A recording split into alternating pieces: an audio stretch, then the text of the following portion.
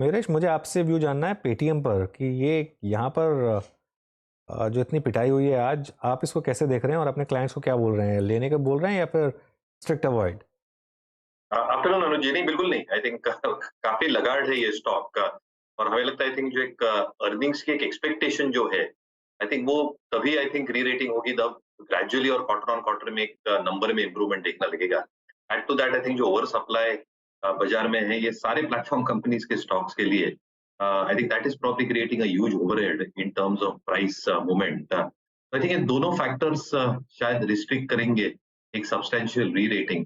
Eight some point of time obviously I think stock bottom out होके एक sharp rally दे सकता है, but हमें लगता है आई थिंक बेहतर विकल्प है अनुज जी मार्केट में एट दिस पॉइंट। ये क्रैक्स अनुज लार्जली इन स्टॉक्स में देखने को मिल रहे हैं। अगर आपको कंपनी के बिजनेस पर भरोसा हो, कमेंट्री पर भरोसा हो, इस तरह के फॉल्स में बहुत कम लोग होंगे जो हिम्मत कर रहे हैं तेजी करने की। ये देखिए, ये ना एक मुझे याद है एक मैं स्ट्रिक्ट एकदम एब्सोल्यूट स्ट्रिक्ट कंपैरिजंस तो नहीं होंगे, लेकिन जैसे भारती का इशू था, वो भी एक बार अपने इशू प्राइस से नीचे आया था, जी हाँ। लेकिन उसके बाद आपने ज़बरदस्त रैली देखी थी। अब ये कॉन्सेप्ट स्टॉक है हर्षदा, ये यहाँ पे मेरे ख्याल से यहाँ पे गेम चेंजर होगा। ये पैसा कैसे बनाएंगे, ultimately all boils down to this, क्योंकि यूपीआई फ्री है और अब पूरा का पूरा वर्ल्ड यूपीआई पे शिफ्ट हो रहा है, तो पैसा कैसे बनाएंगे ये बस मेरे को एक देखना होगा। एक गूगल पे से काफ़ी इनको कंपटीशन मिल रहा है क्लियरली, ठीक है, बाकी कंपनियों से इतना स्ट्रिक्ट कंपटीशन नहीं है, लेकिन गूगल पे से काफ़ी कंपटीशन है। तो पैसा कैसे बनाएंगे अल्टीमेटली? देखिए, स्टॉक मार्केट में वैल्यूएशन का गेम सारा का सारा बॉटम लाइन का है। आप लॉस मेकिंग कंपनी एक लेवल तक मार्केट आपको एक वो देगा, जैसे लॉन्ग रोप देगा, लेकिन उसके बाद मार्केट कहेगा कि हमको आप बताइए कि आप प्रॉफिट कैसे कमाएंगे। अगर आप प्रॉफिट कमाएंगे तो हम आपको वैल्यूएशन देंगे, वरना हम आपको नहीं देंगे। इनफैक्ट आज इस प्रेशर के पीछे जो बड़ी वजह है वो क्या है? डर यही है कि सॉफ्ट बैंक के बाद बाकी जो कंपनी के साथ जुड़े हुए निवेशक हैं और काफी बड़े नाम है यहाँ पर, अलीबाबा से लेकर दूसरे दिग्गज इन्वेस्टर्स जिन्होंने इस कंपनी में प्री आईपीओ में पैसा लगाया, उनकी तरफ से क्या बड़ा लिक्विडेशन आता हुआ दिखाई देगा।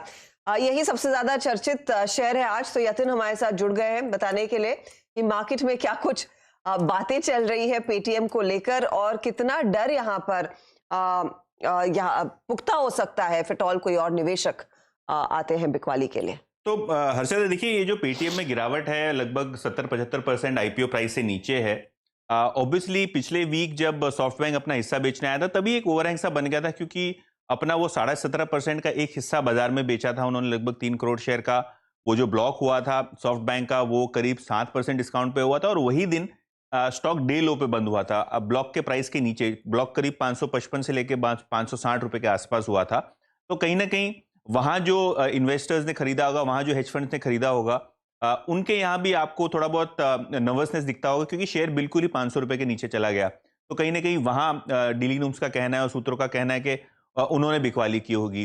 पॉइंट नंबर 2 ये है कि जो सॉफ्ट बैंक है, इन्होंने तो अपना मन बना लिया कि थोड़ा करके बेचेंगे, लेकिन उसके अलावा अलीबाबा के पास एक 6.25% का डायरेक्ट होल्डिंग है और लगभग 25% का इनडायरेक्ट होल्डिंग है जो एएनटी फाइनेंशियल्स के नाम से है। तो अगर आप आपकी स्क्रीन पे देखें तो लगभग 47% से ज्यादा हिस्सा आप देखेंगे कि निवेशकों के पास है जो बेचने के लिए रेडी हैं। कहीं ना कहीं ये सप्लाई आएगा और जब मैं एक इन्वेस्टर हूं या एक म्यूचुअल फंड हूं या एक लॉन्ग ओनली फंड हूं, मेरे दिमाग में यही आएगा कि अगर इतनी सारी सप्लाई है तो मैं क्यों खरीदूं, क्योंकि कंपनी के ना कैश फ्लोज या जो बिजनेस मॉडल है किसी को समझता है या न्यू एज बिजनेस है, तो आपको पता नहीं ये फ्यूचर कितने हिसाब से आप देख पाएंगे। शायद अगर ये एचडीएफसी बैंक होता तो बाजार एक बार ये सप्लाई ऑब्जॉर्व भी कर लेता, लेकिन आपको जब प्रॉफिट्स पे ग्रिप नहीं है, कैश फ्लोज पे ग्रिप नहीं है, तो कहीं ना कहीं लोगों के मन में शंका आती है।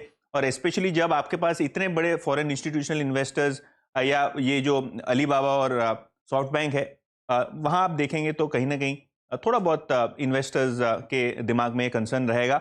एंड मोर ओवर आप जो न्यू एज कंपनीज देख रही हैं उनके वैल्यूएशन जीरोड हो गए हैं। कहीं ना कहीं आप देखेंगे तो हर इन्वेस्टर जो प्री आईपीओ से कंपनी के साथ जुड़ा वो भी बेचने को आ रहा है। तो पेटीएम एक अलग स्टोरी नहीं है। यही हमने नायका के साथ देखा, यही इंडिको पेंट्स के साथ देखा, यही हमने काफी सारी दूसरी कंपनियों के साथ देखा कि जो शायद आईपीओ में अच्छा भी किए, उनकी भी आपने एक जोरदार पिटाई देखी, क्योंकि लॉक इन ही ऐसी चीज है जहां एक बड़ा सप्लाई का ओवरहैंग बनता हुआ दिखाई पड़ रहा है। डिलीवरी का क्या हाल था, आज भी 3% नीचे है वो काउंटर। नायका में बिकवाली का सिलसिला थम नहीं रहा है। पीबी फिनटेक थोड़ा सा संभलता हुआ दिखाई दिया था, लेकिन उसमें भी प्रेशर आ गया। जोमेटो एकदम फ्लैट है, उसको ज्यादातर लोग छू नहीं रहे हैं। तो ओवरऑल इस पूरे पैक में हमने देखा है खासा बिकवाली का दबाव। शुक्रिया यातिन उस अपडेट के लिए। आप देखिए वो तमाम स्टॉक्स जहां पर बिल्कुल इंटरेस्ट नहीं है, जितना इंटरेस्ट नॉर्मली आपको शाम को होता है जोमेटो से कुछ नया ऑर्डर करने के लिए, उतना ही नेगेटिव इंटरेस्ट यहाँ पर स्टॉक को हाथ लगाने में इस समय दिखाई दे रहा है। आपको पता है जोमेटो के आईपीओ से सबसे ज्यादा नाराजगी किस में होगी? स्विगी में। स्विगी क्योंकि जब तक ये लोग अनलिस्टेड थे, एक मार्केट कुछ भी मार्केट कैप पे कुछ भी रेज कर लेते थे पैसा।